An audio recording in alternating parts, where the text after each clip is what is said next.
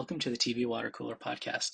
In this episode, we're speaking exclusively with Shemar Moore, who talks about the final season of S.W.A.T, which is now airing on Global each Friday at 8 p.m. Shemar also talks to us about his returns to The Young and the Restless and recently reuniting with Susan Lucci at the Daytime Emmy Awards. Hey, Shemar, how's it going? I'm good, man. I'm good. Yeah, nice to talk to you today. So you get to wrap up the show. Not a lot of shows get that reprieve about coming back and shooting your final season. So what's that? Has that been like a gift to you guys to end it on your terms? Yeah, I'm great. I'm grateful that if this is indeed the final season, that we get to do it the right way, the proper way. I think we've earned it, and not just me and the cast or the writers, but it's a village. It's a whole family. I may be the face on the poster and billboard, but I know it's I'm not stupid. I'm humble enough to know that it's bigger than me. There's about 300 of us that make up the SWAT and the crew and to be able to bring this show to life. So I'm excited that, it's bittersweet that this is the end. But I've been saying everywhere I go, and I may be the only one saying this. So I'm not saying CBS or Sony saying this.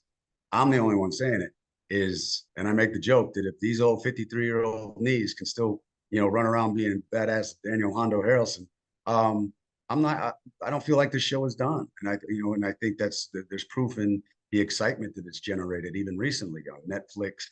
We've been trending in the top 15. We made it to #1 for some time. We've got Howard Stern talking about us. Charles Barkley loves the show. Stephen A. Smith, who I spoke with from ESPN, he's making noise about the show. And fans all over the world are enjoying the show. So I just, I put out a video when we briefly got canceled and just asked the question why, and spoke from an honest, passionate place of like, this isn't the right way to do it. And the decision was made to let us say goodbye the right way.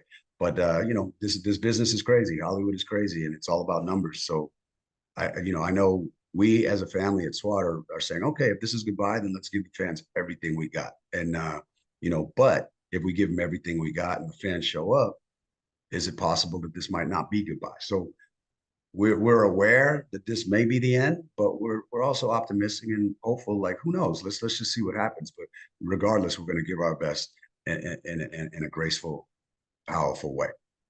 That's awesome. A lot of shows get second life now on streaming. So Criminal Minds came back for the Evolution on Paramount Plus. Are you hoping there's enough build up and momentum that show could get resurrected for the streaming world? Yeah, I mean, who know? The game has changed. TV, the network TV is very different. And look, we're not a Netflix show, but Netflix gave us a shot. And look, a non-Netflix show made some noise. So that's a lesson to everybody involved. So, maybe CBS changes their mind. I don't know. Maybe we just go to Netflix. I don't know, go to Amazon. I don't know. I mean, that's that's above my pay grade. But all we can do is make the best show possible, and then let the fancy execs and powerful people that make decisions, let them think about it. Because I think last time I checked, everybody likes money, and numbers equals money. And we're an autopilot. We know how to make our show, and it's proven itself.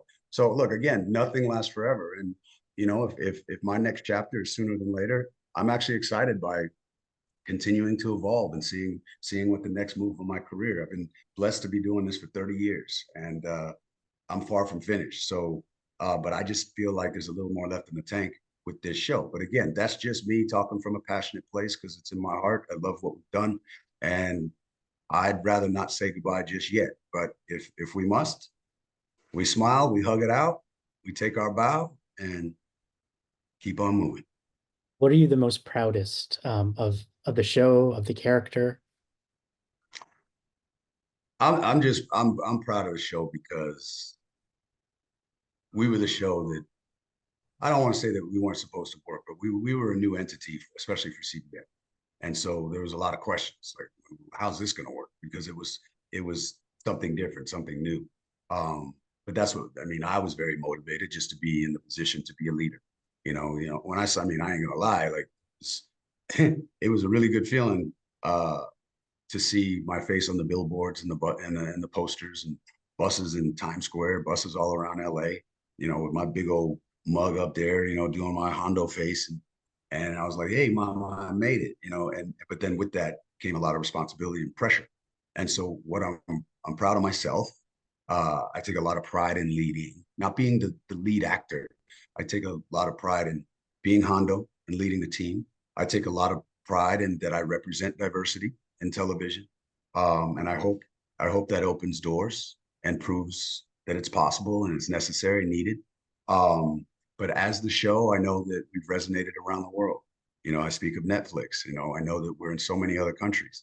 I know that we've made men and women of law enforcement proud because we pay homage to them. And we portray them in a fair and a good light. I know that, people tell me all the time, this is a show that I sit down with my family to watch. That's a good feeling. You know what I mean? And so it's just fun to, and we're not heavy. We're not a preachy show. You know what I mean? We don't talk politics. We don't talk religion. We're just, I think in today's day and age in this country and around the world, people need a time to just kick their feet up and have a good time. And we're that show, I believe. Now, Hondo uh, and Michelle will find out that they're married in between seasons. Yeah. What can you tease more about the family aspect? Will his father come back this season? You're gonna see a little bit of everybody. I raised my hand in the break, the strike, before we knew we were coming back, and I said, I think it's wonderful because if I just play badass Daniel Hondo, Hondo, if I just play badass Hondo running around saving the day, that's cool and it's fun, but it's one note. It gets a little boring. Even though I love doing it, but I love that there's layers to all the characters.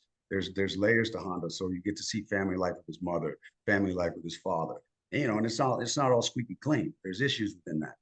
You get to see him now as a husband and as a father. But I said, let's not, because we only have X amount 13 episodes. Let's not slow down the show with these 13 episodes. Meaning, let's not do the grand Hallmark wedding and this isn't Dynasty. This is SWAT. You know what I mean? And so I was like, but let's show the ring on the finger. Let me and Rochelle, let Hondo and Michelle show that love. Show and definitely show the family element. Yes, bring my father back. My mother, played by Debbie Allen. Everybody's gonna get their time to shine. The emotions will shine, the relationships will shine, and every major character is gonna get it. Again, I may be the face on the poster, but it can't just be Hondo, Hondo, Hondo, Hondo, Hondo. And I'm gonna do my thing. I'm gonna do my thing. But everybody, if everybody's going to get a chance to get their due of what they've accomplished and what they've worked so hard for. And I think the fans are going to enjoy the stories and they're going to enjoy everybody getting their curtain call. But there's also going to be some surprises. And I think it's going to be the most emotional, whether that's happy, whether that's sad, whether that's angry, it's going to be the most emotional season of them also as we ride off into the sunset. Awesome. Before we end this interview, you mentioned 30 years. You've been part of the CBS family for 30 years. What's it been like getting a chance to go back to YNR as Malcolm? Fans still love that character. Do you feel there's still story to tell for Malcolm? Oh yeah, you never forget where you came from. You know what I mean? And 30 years is crazy. Like I have to really sit with it because it's a little surreal. But I treat my career like school. Young and Restless was high school. Criminal Minds was college. This is SWAT is grad school, and then we'll see what's after that. But yeah, I've gone back to Young and Restless at times, and I did it because that's the place where I started. That's where I got my stripes, and I also went back for my late dear friend Christophe St. John to keep his memory alive and to honor him because he honored me so much, especially in the beginning days when I was scared to death, freaked out that I wasn't good enough. And he really embraced me and helped me grow and helped me believe in myself.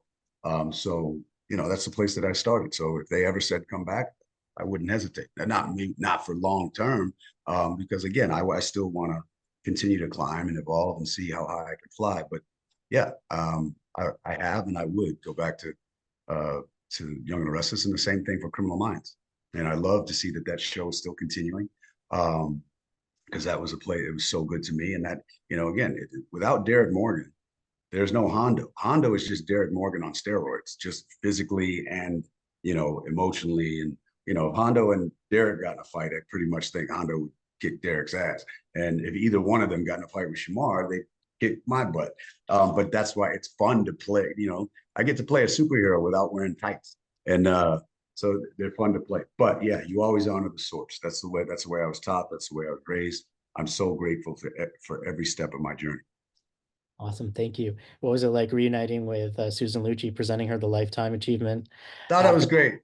I was so honored. Like I was told that she personally requested that I be there to present that. And just a flashback to 1999 when I said the streak is over, Susan Lucci, and that just went viral, caught fire, and even became a Jeopardy question. Like, who said the streak is over? Who is Shemar Moore? I was like, wow, Mama, I made it.